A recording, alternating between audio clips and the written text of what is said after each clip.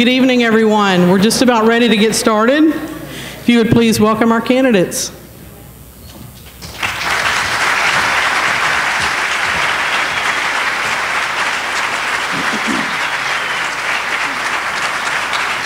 That's Melissa Hagan,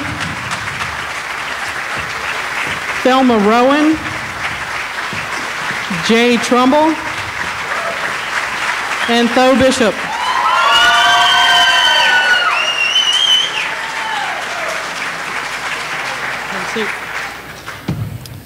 Good evening. My name is Melissa Thompson. I'm the current chairman of the Bay County Republican Party. We are excited to host this event for you tonight, along with the the Panhandle Federated Republican Women, the Bay County Republican Roundtable. And this is the Bay County Republican Party's Florida House District 6 primary debate.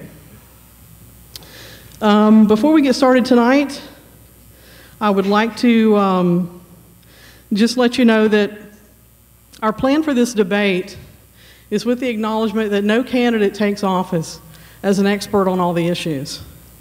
So what we hope to reveal tonight is not their expertise, but rather their qualifications, their experience, their shared values, how they will arrive at a yes or no vote on your behalf, and lastly, we will discuss a few issues that we know will come before them after they're elected. So, with that said, I would like to ask any veterans in the audience to please stand and remain standing. Thank you for your service.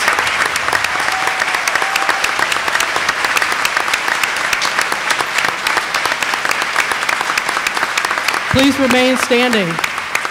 Now, if we could have any elected officials in the audience, please join them standing.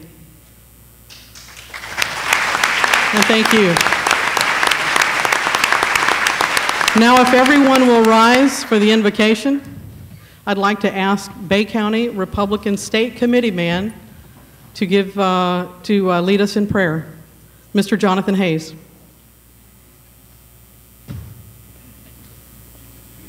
Let's pray. Our God and our Father, we just thank you so much for this opportunity to gather tonight with fellow Republicans and conservatives, those concerned citizens about our state and our nation, and host this debate. Father, we pray for all the families and friends and patriots here tonight. Father, we want to especially pray for Tho and for Jay and for Thelma and for Melissa. Father, I pray for my Republican brothers and sisters tonight, Father, that you would give them an extra measure of your grace, that you would be with them as they work to earn our votes and to earn our support. I pray especially, Father, for their families and their friends that are standing alongside them. Father, I'm thankful for any man or woman who has the courage to put their name out to serve in public office.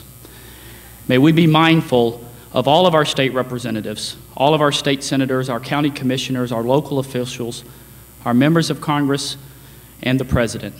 We pray for each man and woman that's been called to serve. We pray that you would give them courage. We pray that you would give them conviction. We pray that you would give them wisdom and discernment. Father, we also want to especially pray for our military men and women, many who are at this very moment separated from their family and their friends, standing guard, protecting the right for us to do that which we do here at this very moment in this hall. We pray for them. We pray that you would keep them safe, that you would keep them encouraged, and that you would bring them home safely once their mission is complete. Father, we just pray for this debate tonight. May everything that we think, do, and say bring honor and glory to you. Father, may we not fear debate. May we embrace debate and discussion, but may that debate and discussion be wrapped up in respect. Father, again, bless our time together tonight. We ask it in your name.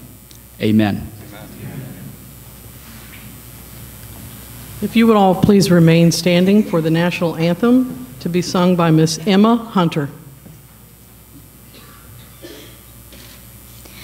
Oh, say, can you see by the dawn's early light, what so proudly we hailed at the twilight's last gleaming, whose broad stripes and bright stars through the perilous fight o'er the ramparts we watched were so gallantly streaming, and the rockets' red glare, the bombs bursting in air, gave proof through the night that our flag was still there. Oh, say does that star-spangled banner yet wave o'er the land of the free and the home of the brave? Thank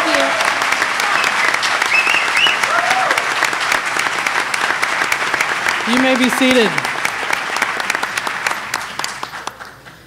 Before I introduce our guest speaker tonight, I'd like to ask that you please adhere to a few rules that are intended to respect our candidates as well as this process. With the exception of the press and our official photographer, please do not use any flash photography or any recording device that utilizes a light.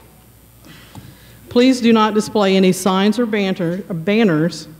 And lastly, please hold all applause or any remarks until the debate is concluded.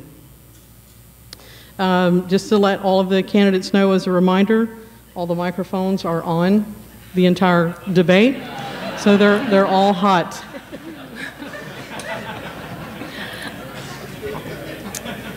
So to introduce our guest speaker tonight, our speaker tonight is someone you all know.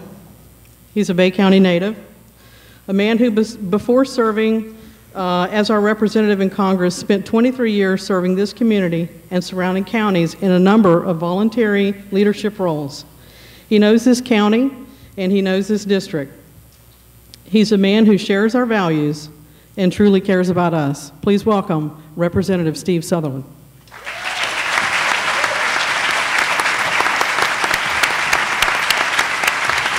Oh, thank you very much. Thank you. Thank you.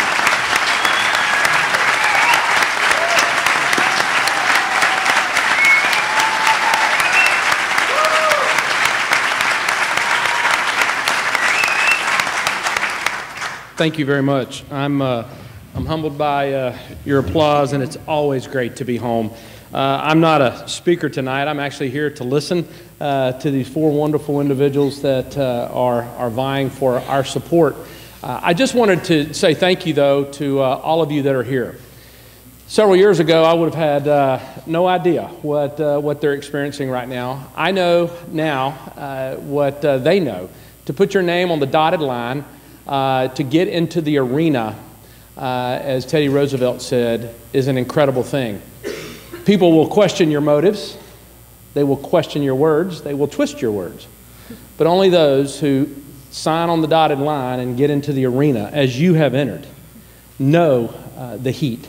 And so you have my utmost respect and appreciation. But I want to say to you, those that are here, thank you for being engaged. As I travel around the country, I'm amazed at the people that are disengaged with our republic. And as Franklin did say in 1787, the form of government that we've been given is a republic if we can keep it. So I say thank you to you to give up your evening away from your families to be here, to be engaged. Debates are an important part of our republic. You know, I think probably the most famous debate was clearly the Lincoln-Douglas debate. How we learned about this Illinois lawyer and how he absolutely knew the issues but had charisma in the way that he answered the questions and really took Douglas deep. And amazing experience when you read about those debates. How could we all forget, if you remember, you were old enough, you remember Ronald Reagan. You remember his debate with Vice President Mondale. And he claimed that he would not exploit his opponent's youth and inexperience when questioned about his age. And of course, many of you may remember Lloyd Benson when he was debating Dan Quayle. That was when he claimed, you know, I knew John Kennedy. John Kennedy was my friend, and you are no John Kennedy. We remember that. And why do we remember that?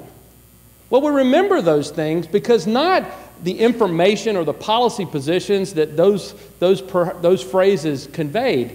We remember that because it opened up a little bit of their personality. So tonight, I think it's important. It's not just what you do, it's also how you do it. Do you conduct yourself with respect and honor? I believe we need more statesmen. We need more stateswomen in places of service, both locally, state, and federal. So I applaud each of you. I pray that tonight, Tho, Jay, Thelma, Melissa, that as Jonathan prayed, that you would have clearness and clarity of mind, and that you would be able to convey to those listening tonight your heart and your policy positions on a very, very important position that is being vacated after a great service to our district, and that is Representative Jimmy Petronas in the position that he vacates. So without any further ado, we turn it over to you, and I wish you all the very, very best. God bless you, and thank you for this opportunity.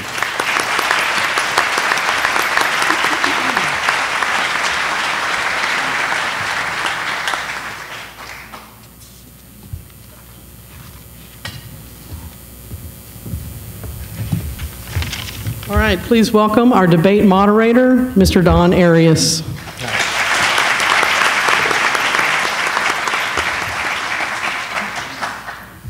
Good evening. Just have a few ground rules here that I want to remind everyone of. The debate is about to begin, and we'll have 10 questions, and each candidate will answer the same question. You'll have 90 seconds to answer your questions. All candidates will have that very same question.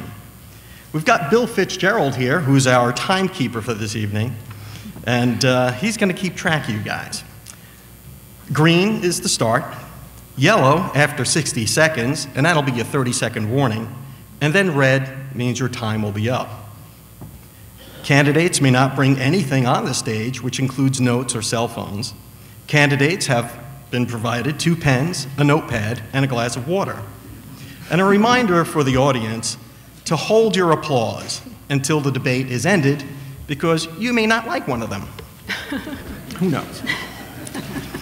Each candidate will get a closing statement, and that'll be a closing statement of 2 minutes. Yellow light will be after 90 seconds, and that will mean you'll have your 30-second warning.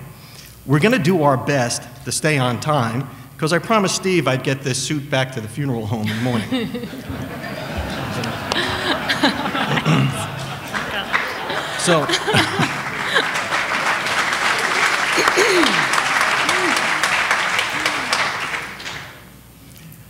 So to get started, I'm going to start with Melissa Hagan, who just happens to be closest to me here. Okay. And the first question is, if elected, what will be your #1 initiative? My #1 initiative would be job growth. And I think that that is something that's going across Florida and especially right here in Bay County. And that would be my focus. We need an educated workforce in order to attract new industry to this area. And I think that education and job growth go hand in hand. If we have an educated workforce, it's going to attract new industry to come into Bay County, and that's going to bring along job creation. So that would be my #1 issue that I would be working toward. Thank you. Thelma Rohan, same question. What would be your #1 initiative? Thank you, Don. My #1 issue won't surprise anybody. It will concern education, because I have served on the school board here in Bay County for 8 years. That was a couple of years ago. But I still have in my gut the desire for our county, for our children to have the absolute best education that we can possibly give them.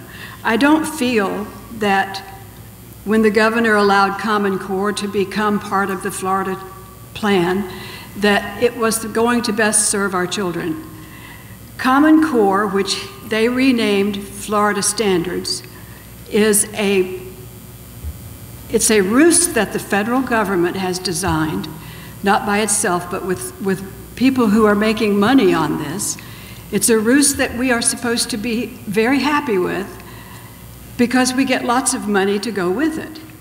Now, everybody that's had any experience with school boarding or children or education knows money doesn't solve all the problems, nor should we be bribed into taking something that is not good for our children and not good for the future of America.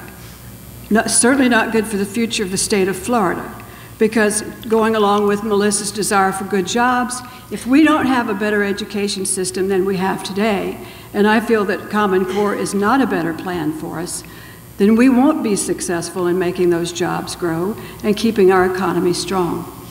Thank you. Jay Trumbull, same question. What will be your #1 initiative if elected? You know, I'd like to take 20 seconds first to just thank Melissa Thompson and her leadership for the Republican Party. Thank you all for being here tonight and for taking time out of your busy schedules to do this. My #1 initiative has to be creating an environment, a job-friendly, business-friendly environment for Bay County and for Florida. You know, all too often we have a lot of different areas that extort small businesses. You know, one is way too much regulation. Two are increased taxes and fees. And three is an increase in some frivolous lawsuits. And we have to figure out a way to make this the most business-friendly place in the country. Florida's on the cusp, and I think we're close to doing that. In our small business alone, we have 4 different regulatory agencies that come and inspect our bottled water plant. The frustrating thing is that, you know, these people they do essentially the same thing, and it's just the redundancy after redundancy that puts pressure on small businesses. I'd rather see regulatory agencies come in and facilitate a way to help these people, small businesses, for example, to get to a common goal, rather than just extorting them on a day-to-day basis. But that's, you know, being able to create an environment that is business-friendly, that one, creates jobs, and two, creates an environment that people want to come move to Bay County and Florida to start a business. Thank you. Phil Bishop, same question. What would be your #1 initiative if elected? Well, I want to echo Jay's thanks to the local party for putting this on. I also want to mention Matt Jackson with the Republican Roundtable and Judy Moore with the Panhandle Women's Federation, which is my favorite Republican club. My #1 priority is, I have a buddy. His name's Kevin Ingalls. I went to school with him, one of my best friends. He serves right now as a military medic. He works over in Pensacola, works in military hospitals. If he wants to take those skills that our tax dollars are paid for, that he uses on our military service members, and come back to Panama City and work at Bay Medical or Gulf Coast, he has to take another 2 years of college classes before even qualifying for nursing exam. This is outrageous. Now, I was talking with the head of Kaiser University. They have a wonderful nursing program, and they do a lot of great work with veterans. She told me that while she supported the idea that it's going to be a hard sell in Tallahassee, because there's a lot of special interest groups that keep Florida standards on nursing and medical practitioners very, very restrictive. Now, to me, that's unacceptable. When we have people that need medical service, especially in the age of Obamacare, when we've got people with the skills, especially our military members, who are trying to re-enter public life, then special interests in Tallahassee should not be preventing them from serving in our hospitals. So that was my #1 priority that I want to take on. Make it easier for them to join the private sector and to come back home. Thank you. Thank you. For the next question, Thelma Rohan will be first. What are the core principles you'll rely on when making a legislative decision on behalf of your constituents? What are your core principles? Oh, core principles. I'm sorry. I thought you said 4. What are the core principles you'll rely on when making a legislative decision on behalf of your constituents? The core principles that I will make a decision on are those principles that I live my life using every day. I will be honest. I will be thoughtful. I will be above reproach. I will do my homework. I will not let bills ever pass me that have not been thoroughly read, understood, questioned, and investigated as much as I can. We all know that that happens a lot in Washington. It probably happens a lot in Tallahassee, to no one's surprise. I guess the most important thing that I really want to be able to stress is getting along with the other legislators, but keeping the ethics at a level that are totally unquestionable. Nobody should ever be able to ask, are they doing that, are they making that decision because it's going to allow them to make more money or going to influence a particular group of people? Ethics is probably the most important thing. And then I want to keep my, my faith involved in it. I will ask God to guide my decisions in every single thing that I do in Tallahassee. Thank you. Jay Trumbull, what are the core principles you'll rely on when making a legislative decision on behalf of your constituents? So first, the first thing I want to take to Tallahassee is a new, fresh approach. The ability that I have, I believe, to take a business approach to Tallahassee, just to make sure, as I just mentioned in my previous question, to make sure that businesses aren't extorted. But the number one core principle I want to focus on is it fiscally conservative. We need to make sure that every bill that we pass is fiscally conservative, because the fact of the matter is people in Bay County spend their money a whole lot better than the people in Tallahassee do. And we have to make sure that money stay in Bay County rather than being allocated by the state. The other things, just as Thelma also pointed out, I want to answer to my Lord and Savior, and I want everybody to know that I'm hardworking and I'm honest. And I think if I can allow those principles to be the very core of my spirit and body, that I will make decisions that are not only honoring to Bay County, but honoring to Florida. Thank you. Thank you. Tho Bishop, what are the core principles you'll rely on when making a legislative decision on behalf of your constituents? Well, God, in the sense of right and wrong, guide everything I do. But when it comes to politics in particular, my value system, individual liberty, for me, looking at the works of philosophers like Thomas Jefferson, of Ludwig von Mises, free markets, to me, is one of the biggest differences here in the Republican Party right now. There's a lot of legislative proposals that are sold as being fiscally conservative, or being, oh well, it's conservative economics, it's capitalism, that too often aren't.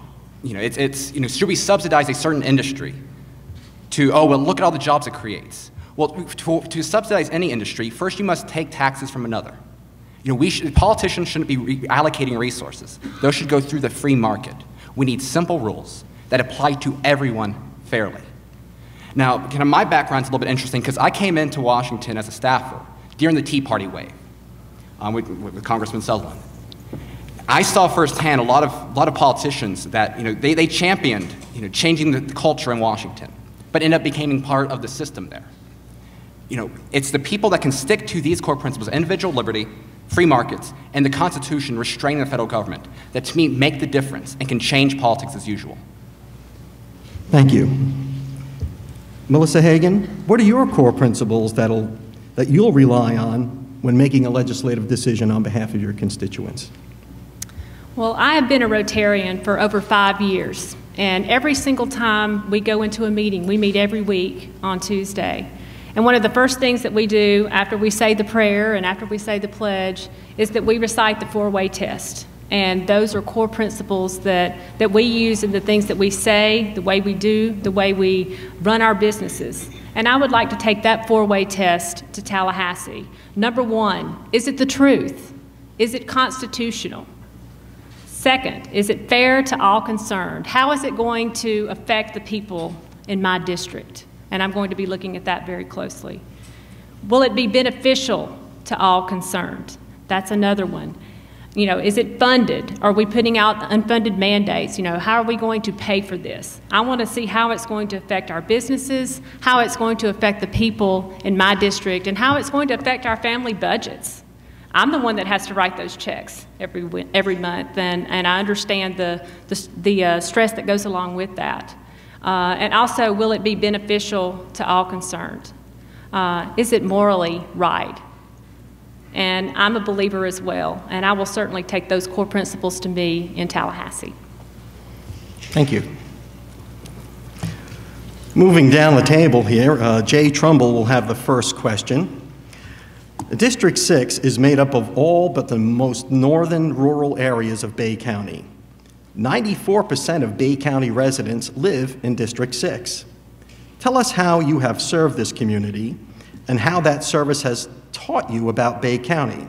In other words, how have you served, what have you learned, and what will you take to Tallahassee? Thank you for that question, Don.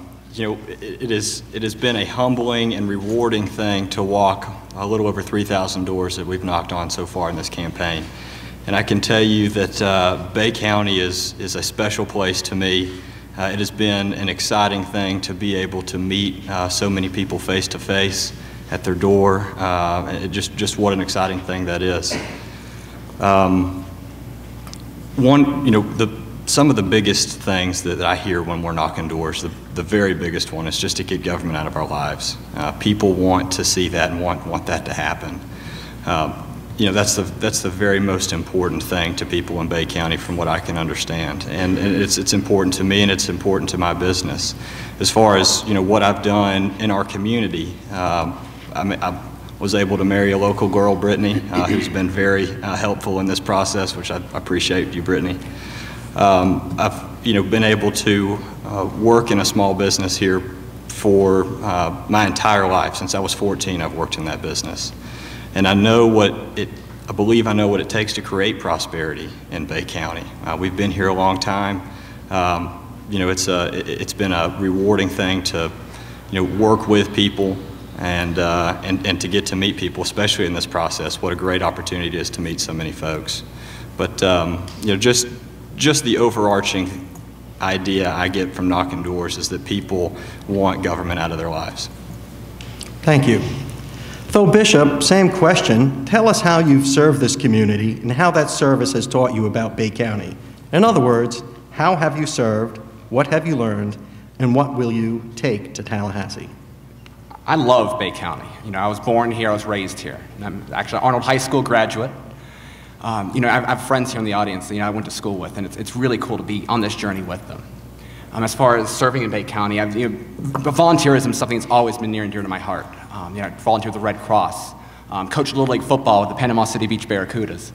Actually, Miss Rita and Glenn Leary here, back in high school, I'd volunteer every weekend with the Bay County Republican Party, knocking on doors for George W. Bush, and actually doing a little bit of door-to-door walking for Brad Drake for a while. I've worked in small businesses here. I actually used to do henna tattoos out in Front Beach Road during spring break, which was a very wild experience. I worked on a coffee shop in Back Beach Road. Later went on to actually manage that coffee shop.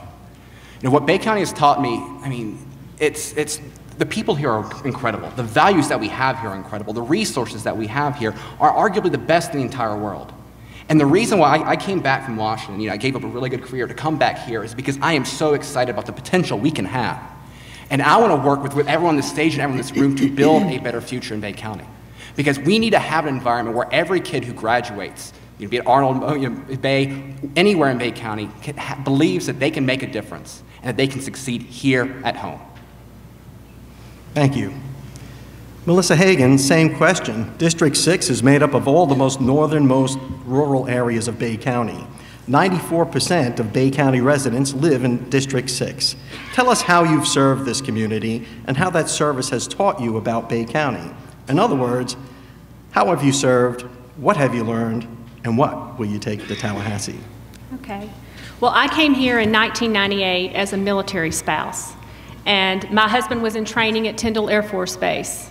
And we chose to stay here. We had done 2 consecutive overseas tours. And when we got the chance to choose where we would get to come back stateside, I wanted to come back here to Bay County because he had trained in 1991 and we got to come back. That's one of the reasons that I got into this race. I absolutely love Bay County. And I just see such potential here, and I want to be part of the solutions at the state level that help us reach our full potential. I've had great opportunities here in Bay County. I served at Gulf Coast State College. I started off as their Student Support Services Director, helping low-income, first-generation college students navigate the college process. And then I got to move up to be their Chief Development Officer and got to help fundraise for the Advanced Technology Center that I think is going to be a game changer here in our community. That was a wonderful project. I've also been a community leader civic-wise. I serve on the board of directors for several nonprofit organizations such as Junior Achievement. I'm the president of Girls Incorporated right now, and I also serve on the Salvation Army board. And I just want to say that some people don't think that conservatives have a heart, but I think that I do, and I think that I've shown that in my work in the community. I absolutely love Bay County, and if we truly want government out of our lives, we all need to step up and serve these organizations because I think they'll be able to help us move us along. But thank you. Thank you. Thelma Rohan, same question. District 6 is made up of all but the northernmost rural areas of Bay County. 94% of Bay County residents live in District 6. Tell us how you've served this community and how that service has taught you about Bay County. In other words, how have you served, what have you learned, and what will you take to Tallahassee? I think the list is almost boring if you have to listen to all the places that I have served, all the groups that I've served. But to hit the highlights, I have obviously the 8 years on the school board. I have served on the Red Cross Board of Directors, the Florida State University Foundation, raising money for Florida State. I am active in our church. My husband and I, Michael and I, read every third Sunday, which is quite a commitment. And I guess my biggest service has been, besides the school system, where I served my children and everyone else's children with as much love and devotion as I possibly could, because, as I said before, that's where I see our future. But my other big service area has been the Republican Party. As soon as we got here to Panama City, having signed up in 1964, which might sound like an old fuddy-duddy, I'm not an old fuddy-duddy. I have more energy than almost anybody else in this room, and I can prove it by all the things that I do every day. But I've served in every capacity that I could in the Republican Party. I have been the precinct leader, started there. I've been the vice chairman. I've been the chairman. And it's quite a job to keep this group going, this Republican group going, because there's so many different personalities. That light got red really fast. Yes, it did. But thank you. Working our way down the line here, Tho Bishop will get the next question. First up. This is a Republican primary, and only Republicans are eligible to vote for you. Why are you a Republican, and how have you helped other Republican candidates in Bay County or in statewide races? Well, I'm a Republican because I believe in the history and the foundations of this party. You know, individual liberty, limited government, Constitution, and the constitutional values. I mean, that to me is the essence of the Republican Party. Now, I think for way too long, leaders, especially in Washington, have lost sight of those values. You know, when I see people like Mitt Romney advocating for raising the minimum wage, I cringe. You know, that's not right. I'm excited by the new wave of Republicanism, by leaders like Ted Cruz, by leaders like Rand Paul. People that are restoring the conversation, changing the conversation there in Washington. Congressman Sutherland has done, you know, along those lines, you know, re-examining what can be done in politics. You know, we have needed that. And so as far as on the state level, back in my high school days, I'd walk door to door for George W. Bush, for the local candidates then, for Brad Drake down in the state office. But I think more importantly than what is happening in the state level, we have to embrace and make a change here, because look at the Republican legislature this year. Okay, it's passed the largest bill, largest budget in the history of the state of Florida. We are granting benefits to illegal aliens, letting them become immigration attorneys. We have a Republican Attorney General that is doing all sorts of crazy things. We need to change the direction of the Republican Party in the state of Florida, and I want to be a part of that solution. We need Ted Cruz in Tallahassee. Thank you. Melissa Hagan, same question. Why are you a Republican, and have you helped other Republican candidates in Bay County or in statewide races? Well, I had the opportunity to be part of Project Democracy here with Mark Anderson's office with the Supervisor of Elections. And we got to go to all the area high schools during their voter registration drives, and I actually got to talk about the Republican platform and tell them why I was a Republican and why they should be. I let them know that I was in there because it is the party of freedom, but also personal responsibility. That it is a party of a strong defense, that's one of the best things that we can do to be a strong country is to have a strong defense. And also the love of the free enterprise system. My husband and I are small business owners, and I love being able to be an entrepreneur. And it's very hard to do that anywhere else in the world. Here, it's just an honor and a privilege to be able to do that, and the Republican Party really respects that. And also, it respects family values and life, and that was one of the things that attracted to me. I'm the mother of 3 daughters, and I value every single life, and the Republican Party does as well. Like Thelma, I was also able to serve quite a bit with the local Republican Party. I was a precinct leader, and I also served as a state committee woman from 2007 to 2011 and got to work on many campaigns. I actually got to chair the McCain-Palin campaign in 2007 and 2008 and was a delegate to the national convention that year. So that was really an honor. So I have loved basically selling the Republican brand, and I want to continue doing that in Tallahassee. Thank you.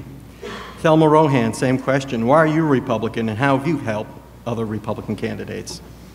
Well, I signed on the dotted line to become a Republican back in 1964. And I realized when I was doing that what had influenced me the most to become a conservative, those were the days when Republicans really were Republicans. We didn't have this bantering back and forth about the meaning of individual words or the meaning of individual issues. But I was raised in an orphanage until I was 12. And getting the taste of that life that orphanage gave me was what led me down this path. They gave us a hand up, not a handout. They didn't take care of us forever. They sent us to school. They taught us values. They taught us essentially what the Republican Party used to be like. And so when I went down to sign up, that's what I did, because I started listening. And I can remember sitting listening to Dwight Eisenhower thinking that I died and gone to heaven. Now, everybody doesn't like Dwight Eisenhower, but Reagan does that for everybody today. But who have I helped? I have helped in Bay County an unnumberable number of people just by not calling them on the phone saying, hey, I know you're a Democrat. There are better things in this world. Jerry Gertie and I used to sit once a month, and we would go through the phone book, and we would find people out there that were conservative, and we would help them find their way. Thank you. Jay Trumbull, same question. Why are you a Republican, and how have you helped? So I became a Republican, I registered Republican from the very beginning, and I believe that's because of how I was brought up in a very conservative family, brought up in a family business, and I got to see from a firsthand knowledge of what some of these liberal agendas do to small businesses, and that was the biggest reason I decided to register Republican and become a Republican and run as a Republican, because I know that whether it be socially or fiscally conservative, that we can make a difference. As Tho said earlier, I believe in Bay County, and I believe in the future of Bay County. We are not the same type of people that Broward County has. And I've said this a number of times, what's good for Broward County is not always good for Bay County, and we have to remember to think about that. The biggest reason I became a Republican was to ensure that our conservative values and fiscal conservative values were ensured. We have to make sure that, like I've said before, that businesses have a chance and that we are able to create an environment that is business friendly. And the only way we're going to do that is if we push our conservative values in Tallahassee and across the country. Thank you. Melissa Hagan will get the next question. Bay County residents will be selecting one of you to be its voice in the Florida House of Representatives. Life and work experience tell us a lot about your qualifications and preparation to represent us. What do you do for a living right now, and what other work experience have you had? Okay. I think I mentioned previously that I had a full-fledged education career at Gulf Coast State College from 1998 until actually when I got into this race. I was a first-generation college student director. I helped those students navigate the college process, and did the chief development officer as well. Right now, I am a consultant and a small business owner. My husband and I own Emerald Coast Interview Consulting, and we help veterans get jobs. Basically, we take our military pilots and we help them transition that military process to the commercial aviation industry. And since 2002, we've helped thousands of them get jobs successfully. And I'm very proud to be able to help people get their dream job. And it's wonderful to be able to give back and to use my talents and that of my husband as well to be able to do it. Thank you. Thank you. Thelma Rohan, same question. What do you do for a living right now, and what other work experience have you had?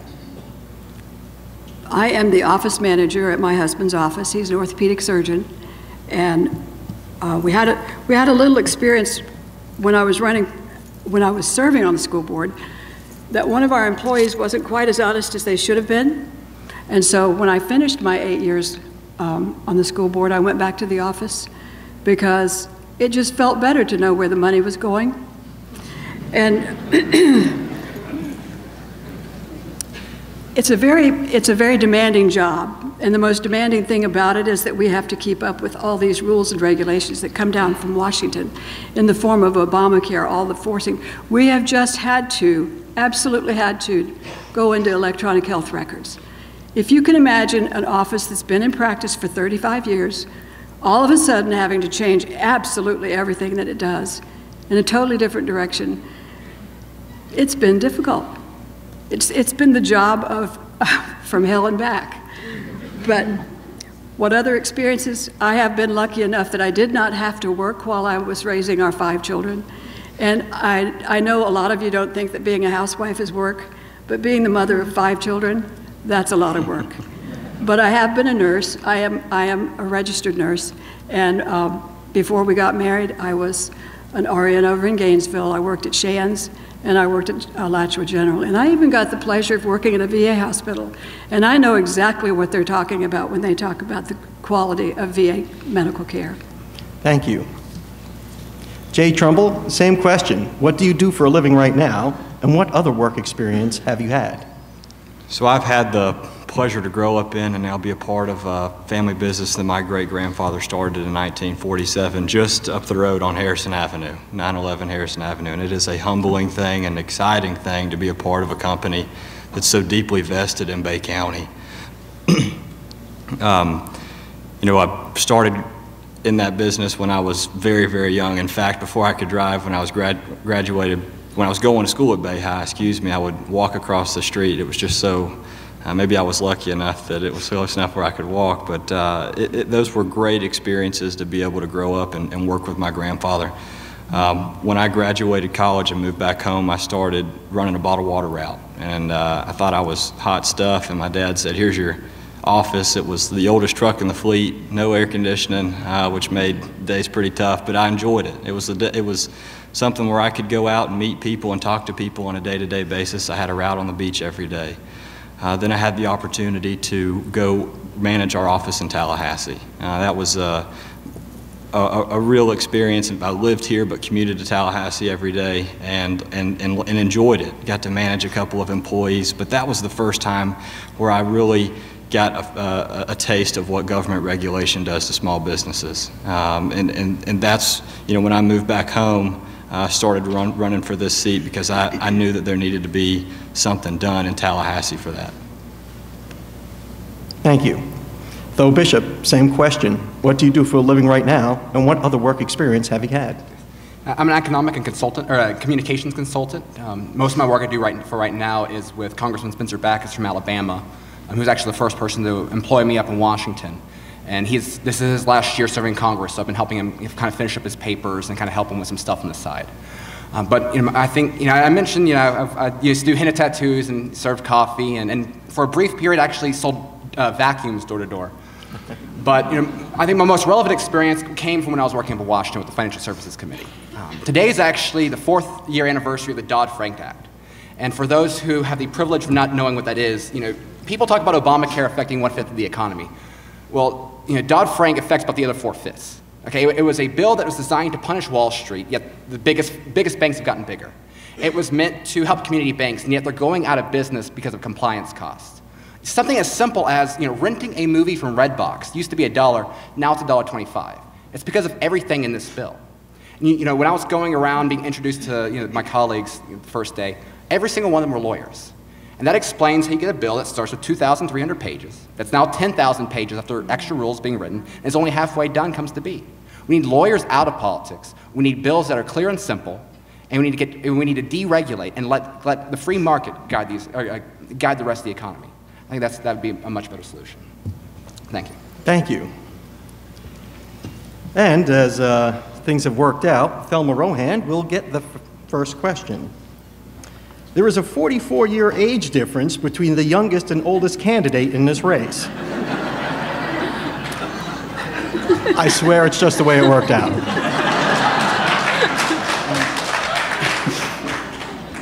Do you think your age is an advantage? If so, tell us what advantage you feel your age and life experience will bring to the job. Of course I don't think it's a disadvantage. I wouldn't be sitting here if I thought it was a disadvantage. My life has taught me things that I can take to Tallahassee that who knows that I might need them. I don't think experience should ever be excluded from decision making.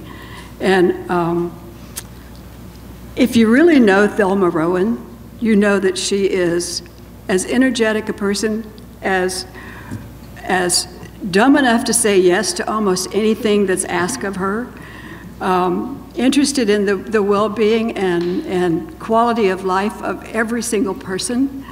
I just think that's a very interesting question, and I forgot the second part of it, though. Not because of my age. Because I got too involved in it. What do you feel your age and life experience will bring to the job? Oh, I think it will. Everything I take over there to Tallahassee will do nothing but make it better. And the drive I might not like so much, but everything else about it, I think my age will be to the advantage of myself and all the decision making that I know I'm going to have to do. And you might find that this is the best solution ever. Thank you. Jay Trumbull, same question. Do you think your age is an advantage? If so, tell us what advantage you feel your age and life experience will bring to this job. So, yes, I do think my age is a very big advantage. I believe that we need people to go to Tallahassee with the time and the energy and fresh ideas to be able to sort through some of the stuff in Tallahassee, to be able to create relationships over there, to work across both aisles and get things done. I think that's probably my biggest attribute is my age. I mean, I've been saying that from the very beginning. We to be young and to have new ideas and to be able to have the time to do it is a very big thing. I really do feel that being able to create relationships with people and to break down those barriers to get to a common goal is something that we need in Tallahassee. Because I feel like with all politics, maybe all too often bipartisanship gets in the way, or partisanship, excuse me, gets in the way. And we need to focus on what's the best thing we can do to ensure that Bay County and Florida are that are served successfully. I tell people often, you've got 6 representatives in the Central Time Zone out of 120. You have to be able to be a strong defender for what your rights are, and I think being able to have the time and energy in Tallahassee is the only way we're going to be able to get that done. Thank you. Thank you. Phil Bishop, same question. What do you feel your age and life experience will bring to the job? Well, just about everything Jay says, I think applies to me. He's a few months older than I am, so yeah, I think it should apply even more. With me, right? but I do know that age can be a great concern for a lot of voters. One of my most passionate supporters is Kathleen Gould, and I know that was a concern that she had early on. But the thing is with me, I think you get the unique advantage of having both. You get the youth, you get the energy, the willingness to take on the world, but at the same time, I have the experience dealing with policy. And I don't think anyone on this table can beat me when it comes to talking about viable policy solutions to make your lives better. Things like, instead of just talking about the problems with the regulatory system, let's push for a Florida version of the REINS Act, which is something Congressman Sutherland has supported, which is a federal proposal that would require that any significant rule or regulation passed by an unelected regulatory bureau would have to first go through the legislature before it can become law. Because every single rule that affects the way you do business should have the fingerprints of your elected representative on it. Things like, can we fix the red snapper issue, with the federal government trying to come in and take over our fisheries? Well, let's have Florida Fish and Wildlife, a state agency, not enforce that federal rule. The non-commandeering doctrine, its firm established legal precedents. We can have solutions to these policy problems, and I can bring them to the table. That's why I'm running, and that's why I want to represent you in Tallahassee. Thank you. Melissa Hagan, same question. Okay. Age? Yes, ma'am.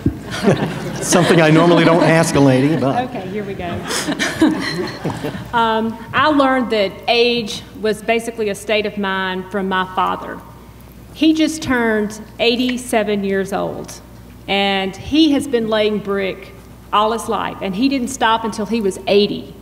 So I got to tell you guys, I came from some pretty good stock and some pretty good genes.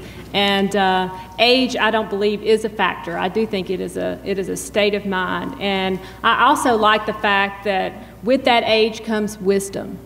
And I've had the opportunity to have a wonderful, wonderful life. I've been a military spouse. There's also been some tough times with that. I've sent my husband off the war when I was, we'd only been married for about a year and a half. I was 22 years old. So I learned a lot from that experience about faith and family and taking care of others during tough times. And I think there was some wisdom that came with being a military spouse. I'm the mother of 3 daughters, and one of them is a redhead.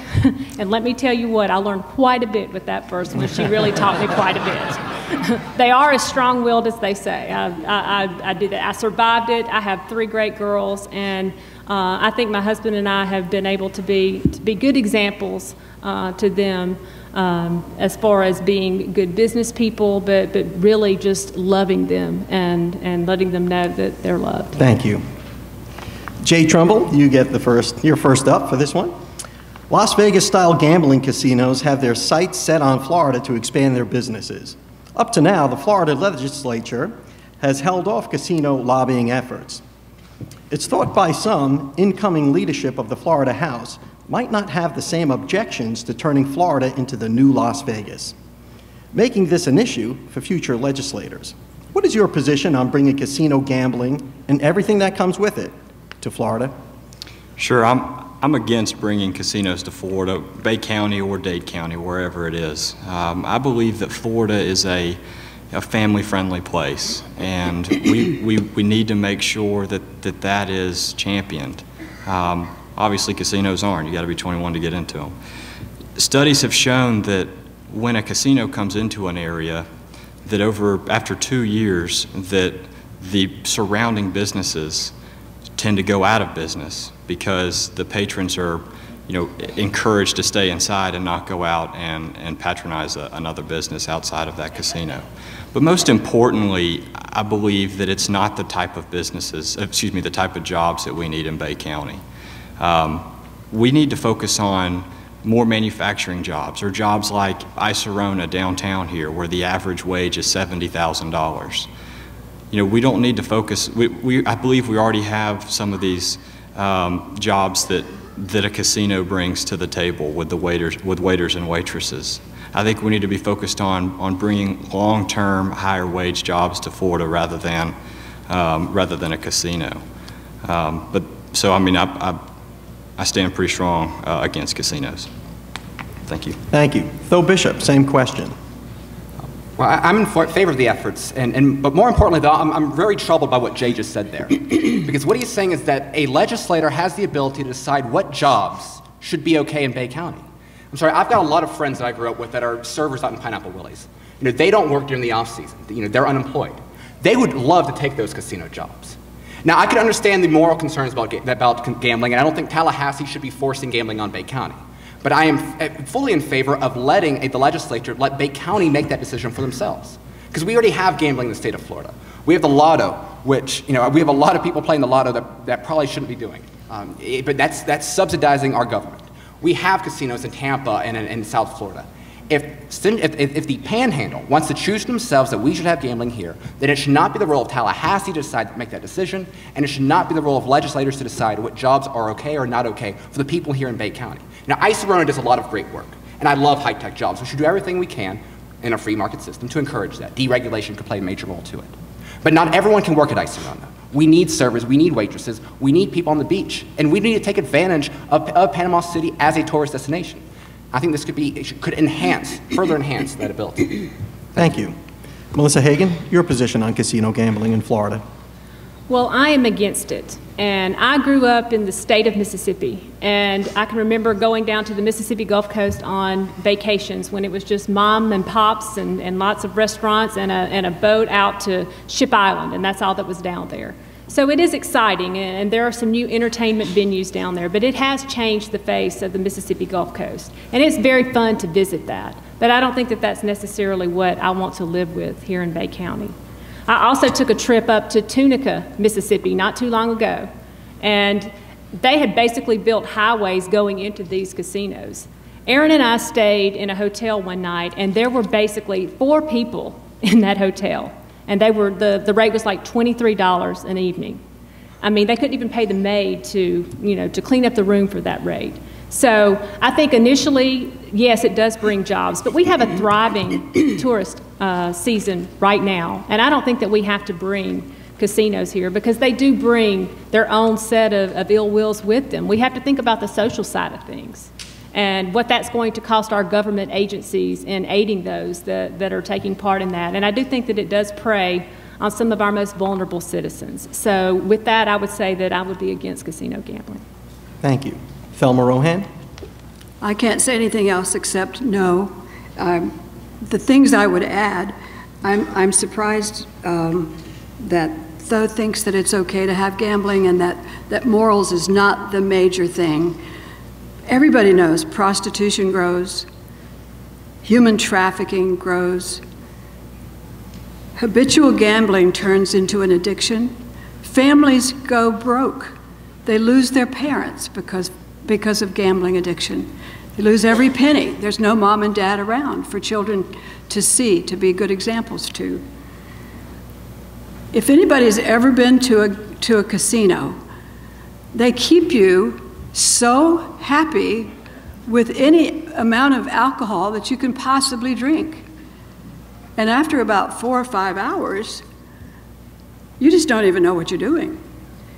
So I'm totally against it. And I wanted to go back to something that Jay said about older people not having any good ideas, any new ideas. The Republican Executive Committee knows how many good ideas I have, and they know how much good money I can raise for them. Only a good idea, right? Only a young person doing that. Viable policy solutions. I went to Florida State University and got a master's degree in policy making in the public sector. Thank you. I know how to do that. Tho Bishop? Yes. You're going to lead us off. We're going to talk about medical marijuana now. Right.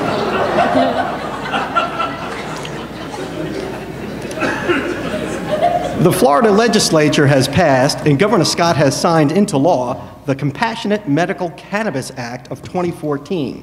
Supporters feel this provides for the medical necessity for those who need it. and preempts broader use and distribution through initiatives like Amendment 2 on the ballot this year. Do you support Amendment 2, or do you think the Compassionate Medical Cannabis Act is sufficient?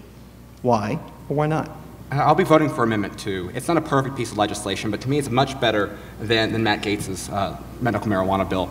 I mean, for one, okay, the Matt Gaetz bill, the one that's currently law, it's very limited in the amount of people that can receive it, very limited in the product that can be produced. I'm sorry, but Tallahassee should not be getting in the middle of a decision between a patient and a doctor. And if a doctor says this product will work for you, then we should not be limiting those decisions right there. It's bad policy. Further, if you actually look into the way the bill is written, the only people that are able to produce the product, the Charlotte's Web strain, are large growers that have been in place doing other sort of similar jobs for for a long period of time. It's a bill that's going to benefit a very, very few economically, which troubles me. Further, if you actually look at the way the system is built, you have to be a grower, a processor, a distributor, and a retailer. What's funny, because this is the same exact system that they don't want, that they are fighting the craft brewers on. So to me, if the bill that we have in law, advocates this approach to medical marijuana, we should not be using this, we should not be damaging the craft beer industry in Florida by over-regulating it even more than Matt Gaetz's bill. I mean, to answer the question, I support Referendum 2. I'm against the crony capitalism aspects of the other, and we need more freedom and more choices in healthcare decisions. Thank you. Thank you. Melissa Hagan, same question. Do you support Amendment 2, or do you think the Compassionate Medical Cannabis Act is sufficient? I do think that the compassionate, the care that was passed is definitely one that's going to help a lot of people. I know of a family that has a child that has those types of seizures that Charlotte's Web will help. And I think that they definitely should be able to get that and to get it legally and not have to cross state lines or worry about breaking laws in order to take care of their children. And like though, I don't want the government to come between the patient and the doctor. I don't think that that is their place. I am for Amendment 2. I want everyone that can benefit from this particular medical grade marijuana to be able to get that help. We also had a gentleman that worked on our farm, and he had esophageal cancer. And he was in such pain, and he was nauseous, and he was just absolutely miserable. And we watched him just shrivel, and he could have been helped by this. So because I have experienced this, I do have to say that I am in favor of Amendment 2 with regulations, and for us to have some big fail-safe measures in there to make sure that it's not used and abused. Thank you. Thelma Rohan, same question. Do you support Amendment 2, or do you think the Compassionate Medical Cannabis Act is sufficient? I do support Amendment 2 because of many of the reasons that Melissa has said, that those folks that need it, they really do need it. And if it's going to help them have a better quality life as they're dying, we're all going to die, but it certainly is going to be pleasant to have relief from pain, relief from any other symptom that you might have as a dying patient.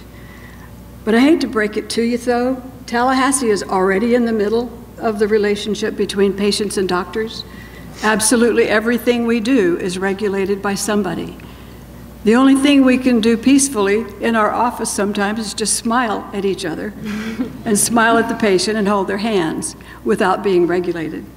So I want the regulations, the proof is in the enforcement of any of these laws.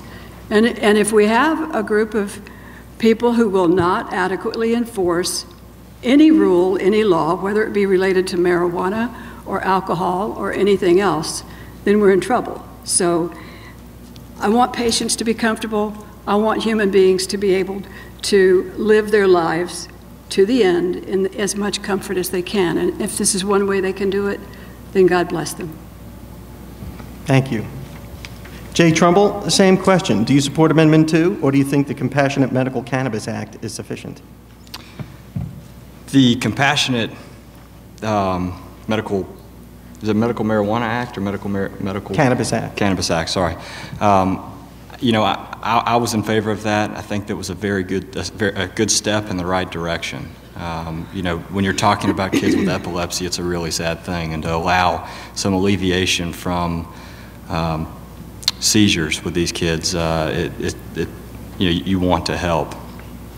I'm still not sure where we need to be on Amendment 2.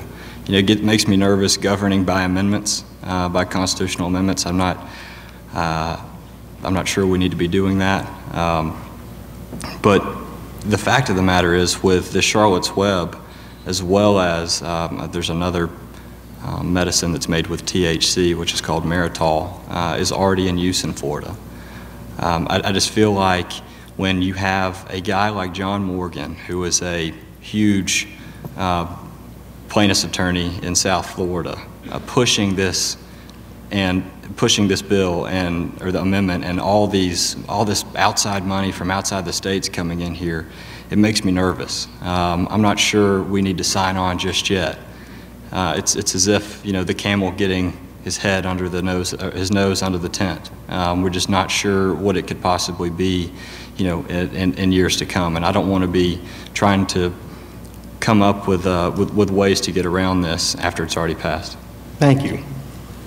Melissa Hagan will answer the first question. Okay. What are the most critical issues facing Florida's education system?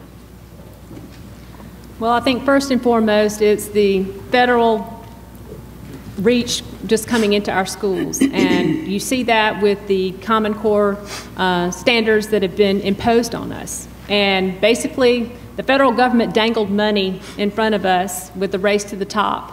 And we took it. And there were some strings attached to that in having to bring aboard the Common Core standards. So I think that the top-down approach is definitely not right. The other thing that I think is that we put too much focus on kids going straight to college. Not everyone is cut out to go to college. And I worked at Gulf Coast State College, and I absolutely loved it, and I welcome everyone coming there to further their studies and to reach the careers that they want. But I don't think that everyone is cut out to go to college. And so I think that we need more focus on career and technical education. And I was able to work with the Ford Partnership for Advanced Studies grant here in Bay County that basically started career academies. And it's allowing our students now to earn industry-recognized certifications that lead straight to jobs. So I would expand that CAPE Act, which is what it's called, that helps start career academies, and expand the scope of that so that more children can be exposed to those career academies. I also think that we need to start at an earlier age. We need to continue to fund our early childhood, because it does show that if they get early exposure, that they do better with their third grade reading test, and that our high school graduation rates start to rise. So I would really focus on those three areas with education. Thank you. Thelma Rohan, same question. What are the critical issues facing Florida's education system? Well, I have to throw this ball, and it might surprise some of you, but I think the most critical issue that we have in education today is parent involvement. We have a group of people that are out there, and unlike Melissa, I don't necessarily think that sending a 4-year-old to school, or even earlier, is for every day, all day long, is necessarily a good thing. I think parents who love their children can take good care of them. I'm not even sure that 5-year-olds should have to go to kindergarten. Now, I'm not going to make that an issue, but children do benefit from being at home with their parents. And the parents who stay with their children throughout their entire 12 years of school make a huge difference in the way this child performs, in the outcome that happens in that child's life. Okay, parent involvement, Common Core is a disaster. Just because they turned it into Florida standards does not mean that we have a good product. We do not even have a test to go along with that Common Core Florida standards to make it viable so that we can test at the end of the year to see if it's working. Why should we use the next 3 or 4 years of our children's life using them as guinea pigs in trying to promote something that the government shouldn't be involved in the first place? Social promotion. You think it's gone? It's not gone. Kids are getting to the 12th grade, cannot read. Thank you. Jay Trumbull, same question. Critical issues in education? Sure. I mean, first off, we'd start with Florida standards or Common Core. It's obviously a disaster. Anytime you have, you take monies from the federal government and allow the federal government to dictate which standards we're teaching our kids is wrong. We need to bring that to a local level and have our parents and our teachers and our school board members coming up with higher standards for our students. The other thing I'd like to look at is accountability, allowing the principal to really take control of the school. I think all too often we have, maybe school board overreach or superintendent overreach, but you really want, I really would like to see the principals take full control. The other thing, and this is something that Tho talks about a lot, is virtual schools. We need to focus on virtual schools. This is not only cut down on the cost of the brick and mortar school, but some kids learn differently. And lastly, I'd like to look at universal school choice vouchers, where any kid can go to a school that the parents deem necessary for, wherever they want to go across the state. There's around $7,000 that follows a student each year. And if somebody wants to send their child across, the county line to go to a different school, I'd like that $7,000 to follow them. But I think, obviously our education system is not where it needs to be. But I think if we can focus on some things like this, that we will be able to start moving in the right direction. Thank you. Thank you. Phil Bishop, same question. Critical issues facing Florida's education system? Well, first, Florida needs to follow the lead of states like Texas, get rid of Common Core. And really, the fact that the Florida legislature just tried to rebrand it, I mean, to me, that's very duplicative. That bothers me a great deal. I mean, again, Jay touched on one of my great passions, the Florida virtual school system. My sisters use them. They do wonderful work. And this is only the start of what can become. Because what the Florida virtual school system can really allow is just open up the marketplace. So we can have a lot of innovation in the education sector. I picture a room where you could have the brick and mortar school system with 24 kids in it. Each kid, going on a computer, learning at their own pace, going with their own curriculum, dialed to their own individualized interests. We could reward teachers for coming up with new curriculums, new lecture series, new content, new ways to educate these children. Because the problem with Common Core is not simply Common Core. This is simply a repeated pattern that we've seen throughout the last few decades of the continued approach to standardized education. It's the problem with the Department of Education up in Washington. It's the problem with the FCAT that I grew up with No Child Left Behind. Not every kid learns the same. We cannot standardize an education system good enough that takes into account the individuality of the kids. With the technology that we have today, with the internet, Florida can be the trailblazers in education innovation. Thank you. Thelma Rohan will be first up. This is about jobs in the economy. According to a recent study, tourism provides 63,000 jobs in Northwest Florida that average $20,000 a year. Manufacturing provides 15,000 jobs at about $60,000 a year. Northwest Florida understands that we need to think regionally and work together to grow the economy. What resources and infrastructure do we have now that we can leverage to bring economic diversity to our area?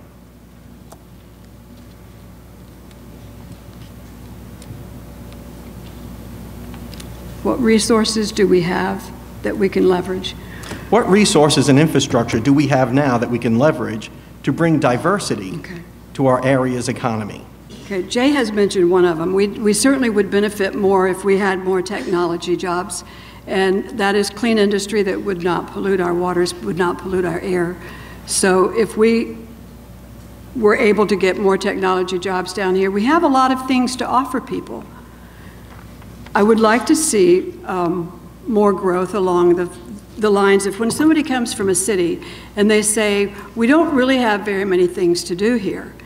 If you look through the daily paper, there are quite a few things, but we do need to expand the quality of life issues that we have not really particularly grown here. We have the arts that comes and goes, but we don't have arts in the school system strong enough to make anybody want to stay around here and do arts. We need to make that better. We have beautiful, pristine springs and rivers that we could attract people to. We have the property that make us attractable. I don't think we have had enough innovation within our city and county governments. I don't know what's holding us back, but there's something holding us back, and I would like to have it identified. And maybe when I get to Tallahassee, people will open up locally and let me know why they don't want to expand industry the way that we should be expanding it in Bay County. That's a sort of a plea that the government lets us know what they're really doing. Thank you. Jay Trumbull, same question. I'll read it one more time. According to a recent study, tourism provides 63,000 jobs to Northwest Florida that average $20,000 a year. Those are tourism jobs.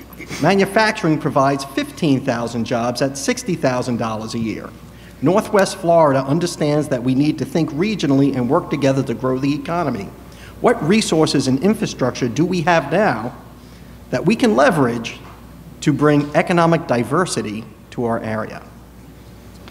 Sure. The fact that we're 20 miles south of I-10 has kind of put Bay County at maybe behind the times a little bit. But what we do have going for us is our port, which is just a fantastic thing for Bay County to champion.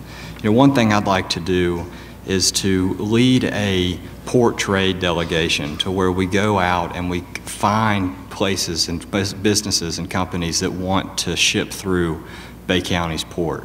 To continue on that, the port's primed to be able to take displaced ships from some of these other areas across the state.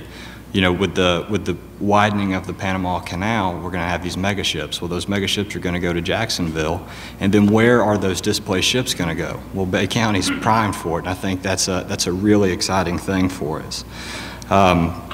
We have to make sure that we have the right infrastructure in place, whether that be the rail, which is also a very good infrastructure for us, and new roads possibly. The fact is that Florida hasn't built a new road in 20 years. That's not something we should be proud of. We need to be focusing on not only maintaining the roads that we have now to get goods from A to B, but possibly looking in the future to new roads.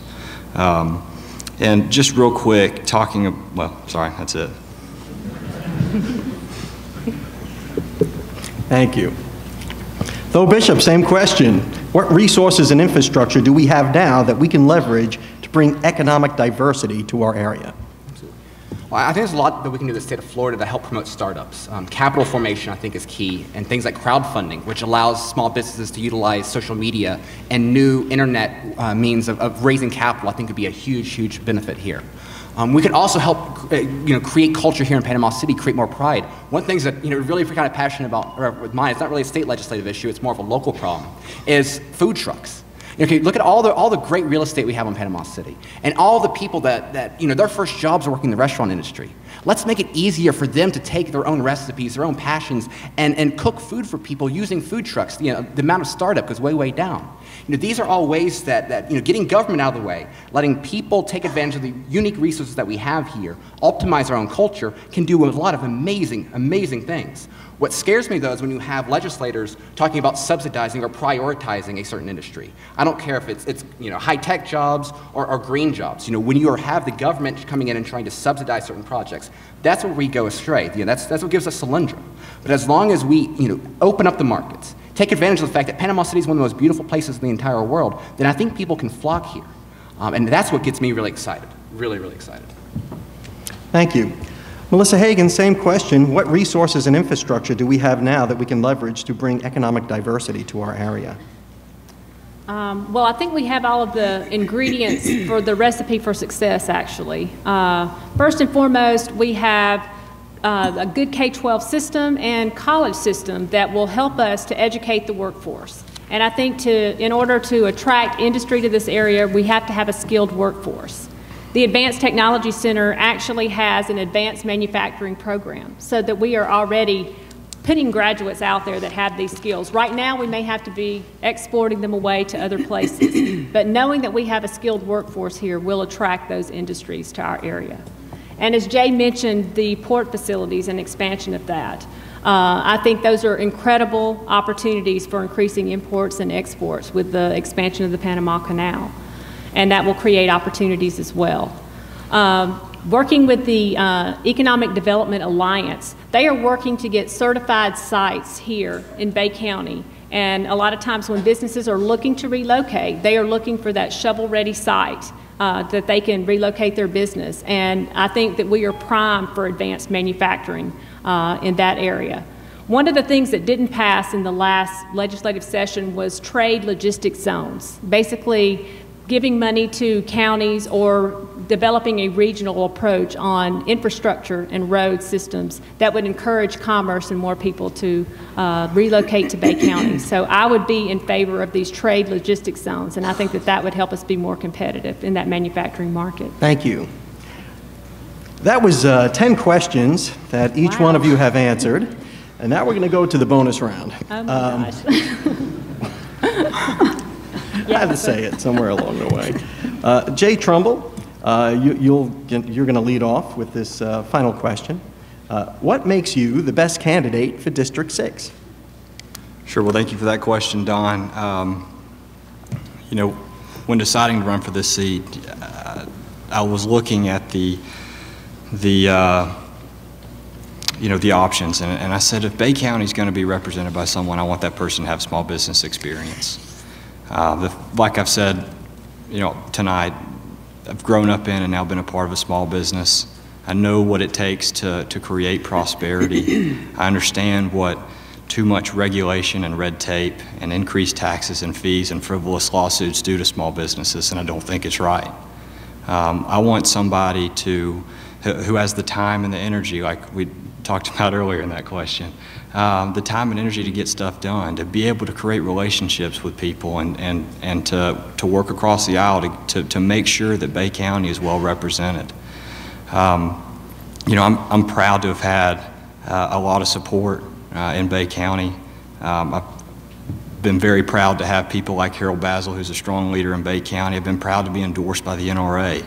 And if I've learned anything from door knocking other than, you know, people wanting government out of their lives, they really just, they want Bay County to be represented by someone who has strong conservative values. And I've learned that from the very beginning, and I think that's something that I can definitely bring to the table, as well as everybody else up here can bring to the table. But we need somebody who can devote the time and energy and has those conservative values to be able to get things done in Tallahassee. Thank you. Tho Bishop, same question. What makes you the best candidate?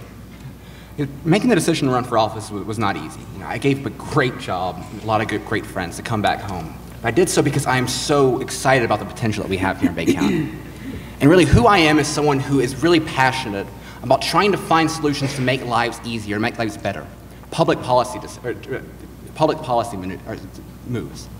You know, the only thing that gets me more excited than college football is finding new legislation across the country that is expanding liberty, that is making government making lives better, you know, that is restraining the federal government.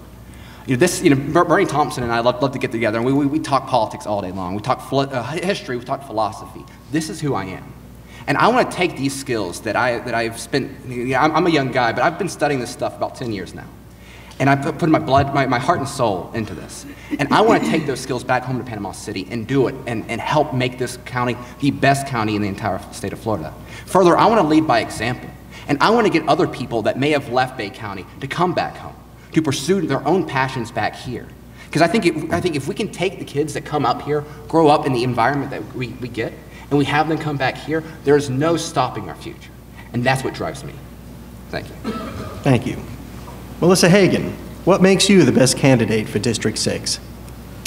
Well, I think I mentioned before that one of the reasons that I got into the race was because I really do see quite a bit of potential here in Bay County. And I do want to be part of the solutions at the state level. I think I bring to you a solid track record of experience, and that being an educator, working at Gulf Coast State College, being a student support services director, understanding that first generation college student and how much that education plays into their success.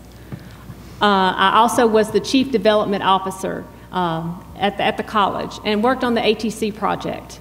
And I think that that really gave me excellent experience in working in our community and building partnerships. And when you go to Tallahassee, you need someone who's going to be able to work with a diverse group of people and bring them together for a common vision. And I was able to do that with the ATC. One of the other reasons that I feel qualified is I'm a small business owner. I know the challenge of starting a small business and what it's like to have to pay the bills, and also the challenges of expanding it and using technology. And we have been very successful doing that and helping veterans along the way. I'm a military spouse, and like I said, I did send my husband off to war when I was just 22 years old, and that experience, I think it really helped me to grow up and to understand the challenges that military families go through. And there are quite a few here in Bay County.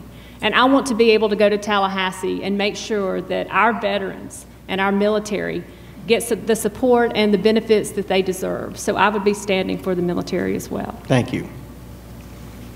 Thelma Rohan, what makes you the best candidate for District 6? Well, as I talk to people, one of the things that I have learned, the reason that we have become so disappointed and frustrated with government is because you don't really know who you can trust. We send people, now we can trust Steve. I'm not talking about you, Mr. Sutherland. But we listen to other states as they go through the litany of, what have they done to us again? Why have they done this to us? With me, I have a track record that is longer than some of these young folks have been alive. You know exactly what I'm thinking when I think it. I'm as honest as the day is long. You know what you get, you're looking at it. If I say something, I pretty much mean it. Now, you might be able to talk me into something else, but it's got to be a lot better than what I'm thinking. So that's the main reason. The second main reason that I think I'm most qualified is that I have served in a policy-making body. I have sat on the chair that got flaming hot. People were shooting daggers at us practically. Teachers' union members going after us because we didn't give them an 11% raise that year when we came to arbitration with them. I've done that. I have been brave enough to sit there. I've been brave enough to answer it correctly. Thank you. Now we've wrapped up, we've exhausted our questions, and we're going to go to the closing statements. And just as a reminder, each one of you will have a closing statement. Each candidate will have 2 minutes. The yellow light will go on after 90 seconds, and that will be your 30-second warning. So let's stay on time because I need to get the suit back. And did they want us to go to the podium for the final You statements? can do that right there if you like. We can do it here? Okay, excellent. Is that what you? We're doing closing statements at the podium? Yes? Is that at the podium? Yes, ma'am. Go ahead. Sorry. Right.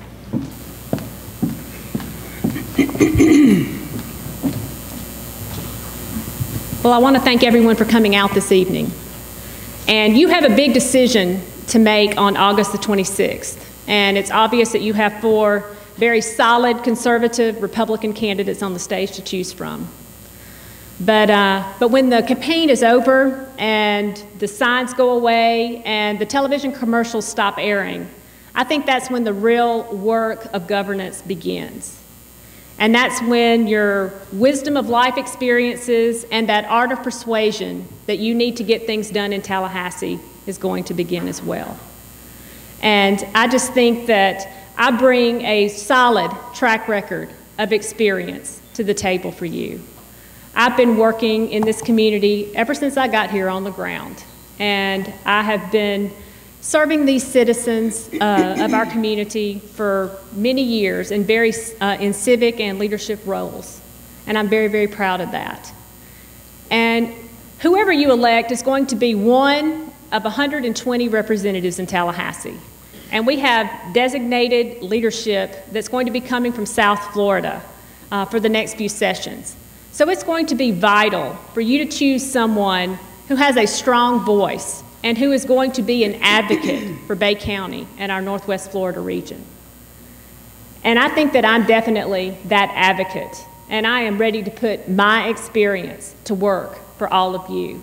And I humbly ask for your vote on August the 26th. Thank you.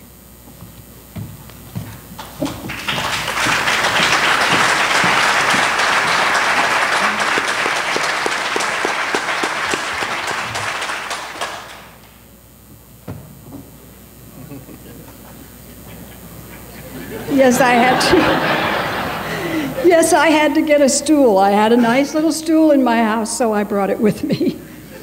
Because we checked it earlier, and there was just this much of my face you could see.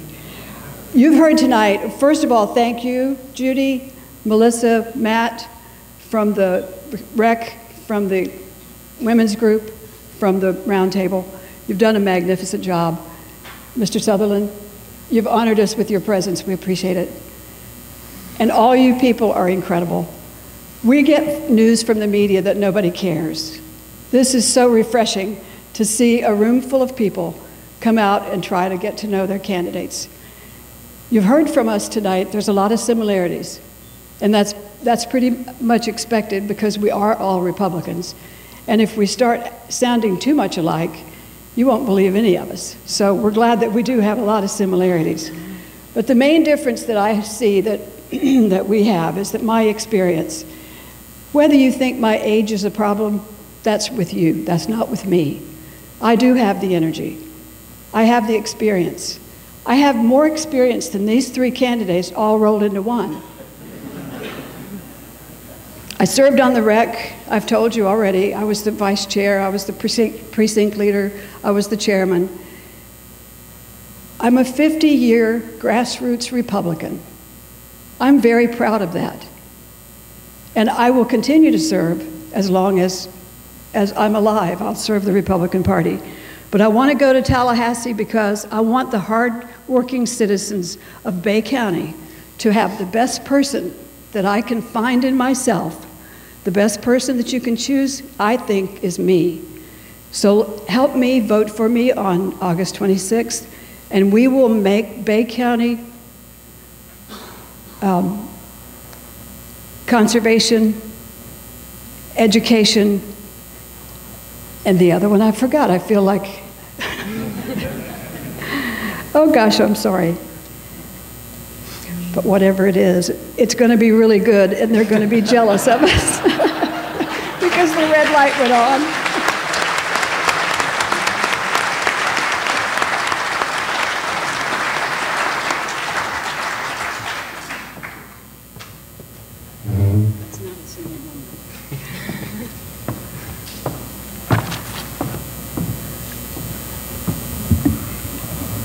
So good evening.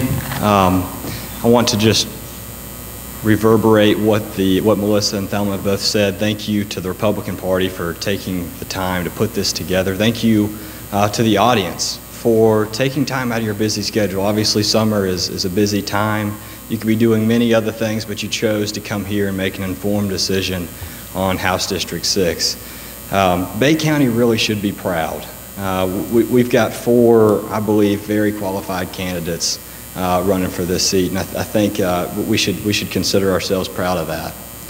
You know, I'm proud of the fact that I've been able to grow up in and now be a part of a small business that's in Bay County.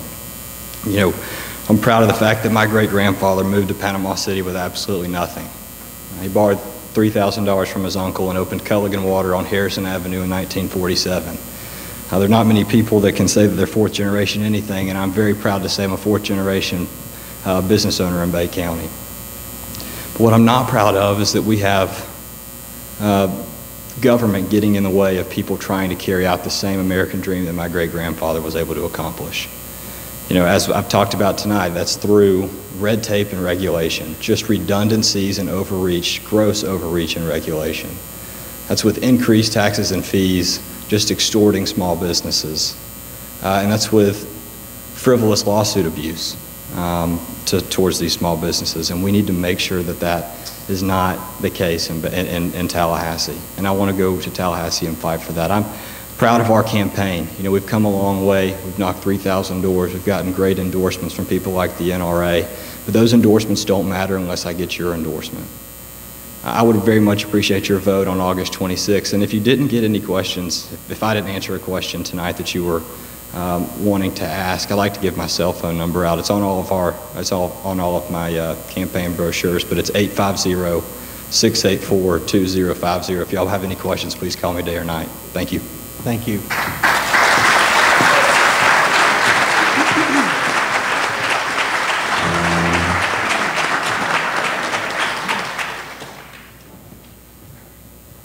I also want to thank everyone in the room, local party, and I also want to, special shout out to Veronica, who's just been killing it, and not just tonight, but the last several months. I want to take a few seconds to talk about someone who's been on my mind a great deal tonight. Right before I went up to Washington, the very same month, just a few weeks before, my father passed away. And he was an incredible, incredible man. He actually helped build the Republican Party in the South as a major consultant and communications director for the local party. He went behind enemy lines to try to rescue POWs left behind in the Vietnam War. And believe it or not, he and my mom actually helped elect the first democratically elected government in the country of Belize. He made history. And the greatest inheritance I got from him was seeing from his knee how men can shape history. And he used to tell me that, the right group of people with the right ideas in the right location can change the world. That's what drives me here today. Because I don't know about you, but I'm sick and tired of the political status quo. And the problem is that it's both parties that are to blame. It's not just Barack Obama's and liberals in Washington. Look at Tallahassee. The state legislature just passed the largest budget in the history of the state of Florida. The legislature passed illegal immigrants, or benefits for illegal aliens, letting them become immigration attorneys. They're rewarding big corporations at the expense of small businesses. They're doing nothing to stop Common Core. They're doing nothing to stop the federal takeover of our fisheries. And our Attorney General has said that having a concealed weapon in your car justifies police searching your vehicle. In the state of Florida, you should not be giving up your Fourth Amendment rights if you practiced your second. So you may not have, the great thing about being in Washington is I have a lot of great experience. But I don't have the professional relationship that some on this stage may have with you. So if you don't know me as well, but you believe in these ideas, you believe in my passion, you believe in the sense of urgency I have, then I hope for this election, you'll stand with me. And I humbly ask for your vote. Thank you very much.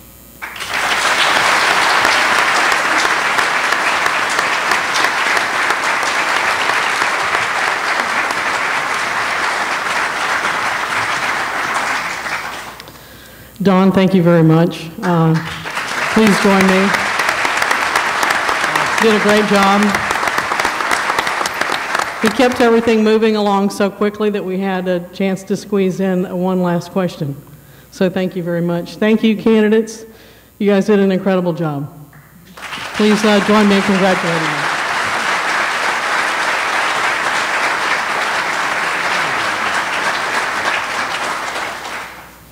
Before we go, I want to say thank you to a few people. First of all, if you are a member of the Bay County Republican Party, the Panhandle Federated Republican Women, or the Bay County Republican Roundtable, please stand. Please join me in thanking these people for hosting you tonight.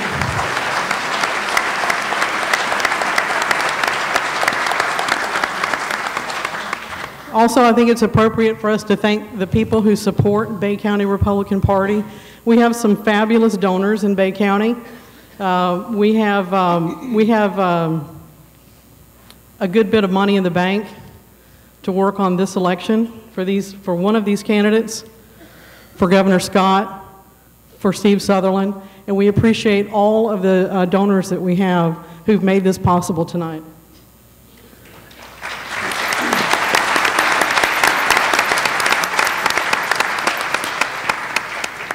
Before you go, I have one more thing to say. I hope that you will indulge me. There's a message that's heavy on my heart I'd like to share with you tonight. In 1880, Ulysses S. Grant gave a speech about why he's a Republican. And his words ring true still today. He recognized the real enemy of freedom and liberty. Please indulge me for just a moment while I read an excerpt from that speech. Now, set the stage for you. He was addressing a group of Republicans. This is September 28, 1880. He was a former president. About midway through the speech, he says, "I'm a Republican for many reasons. The Republican Party assures protection to life and property, the public credit, and the payment of debts of the government, state, county, or municipality, so far as it can control. The Democratic Party does not promise this. If it does, it has broken its promises to the extent of hundreds of millions of dollars, as many Northern Democrats can testify to their sorrow. I am a Republican as between the existing parties because it fosters the production of the field and farm, the factories, and it encourages the general education of the poor as well as the rich. The Democratic Party discourages all of these when in absolute power. The Republican Party is a party of progress and of liberty towards its opponents. It encourages the poor to strive to better their children, to enable them to compete successfully with their more fortunate associates, and in fine, it secures an entire equality before the law of every citizen, no matter what his race, nationality, or previous condition. It tolerates no privileged class. Everyone has the opportunity to make himself all he is capable of. Ladies and gentlemen, do you believe this can be truthfully said in the greater part of 14 of the states of this union today, which the Democratic Party control absolutely? The Republican Party is a party of principles, the same principles prevailing wherever it has a foothold. The Democratic Party is united in but one thing, and that is in getting control of the government in all its branches. It is for eternal improvement at the expense of the government in one section and against this in another. It favors repudiation of solemn obligations in one section and honest payment of its debts in another, where public opinion will not tolerate any other view. It favors fiat money in one place and good money in another. Finally, it favors the pooling of all issues not favored by the Republicans, to the end that it may secure the one principle upon which the party is in a most harmonious unit, namely, getting control of the government in all its branches. So I appreciate you letting me read that to you, and I would share with you that what was true in 1880 is still true today. I hope this debate has helped you decide which Republican candidate can best represent Bay County in the Florida House. When this primary is over, we will have a nominee that will face off with a Democrat in November. Let us be united in supporting that candidate. Let us stand together to recognize the true enemy of liberty and freedom and fight as a united group. I'd like to wish you good night and thank you for coming.